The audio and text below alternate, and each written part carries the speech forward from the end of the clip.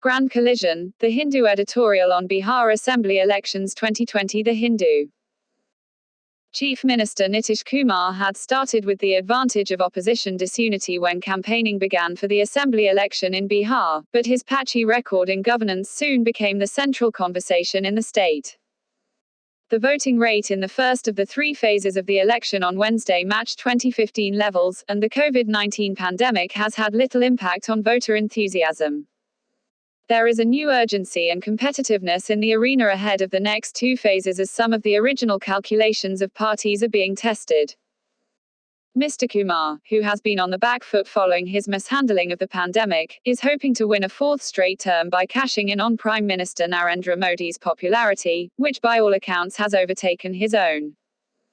The Bharatiya Janata Party (BJP) is seeking to chart an independent path, while professing to reinforce the alliance with the Janata Dal United that Mr. Kumar leads. The BJP campaigning has put the spotlight on Mr. Modi. The Lok Janshakti Party (LJP), another ally of the BJP at the centre, is contesting separately and has focused its fire on Mr. Kumar, with considerable impact. It is possible that the BJP let one ally loose on another to fish in troubled waters. At the very least, the BJP has shown little interest in keeping the alliance tent in order. Partly fueled by this friction within and largely due to Mr. Kumar's inherent failures, the vulnerabilities of the JDU-BJP alliance have increased over the last fortnight. Rashtriya Janata Dal (RJD) leader Tejaswi Prasad Yadav carries a mixed bag of his father Lalu Prasad's legacy, of social justice and misgovernance. The 30-year-old leader of the opposition alliance that also includes the Congress and the left, had appeared to be a callow challenger to the battle-hardened Kumar at the beginning. His campaigning has forced a rethink among skeptics.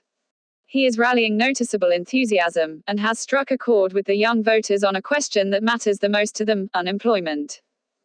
The BJP mocked his promise of 10 lakh jobs initially, but came around to offering double that number itself. Mr. Kumar and Mr. Modi are invoking the memories of the RJD rule that ended in 2005, which they think will turn away voters from the party. The young Mr. Yadav is trying to take his politics beyond his father's legacy by appealing to new concerns.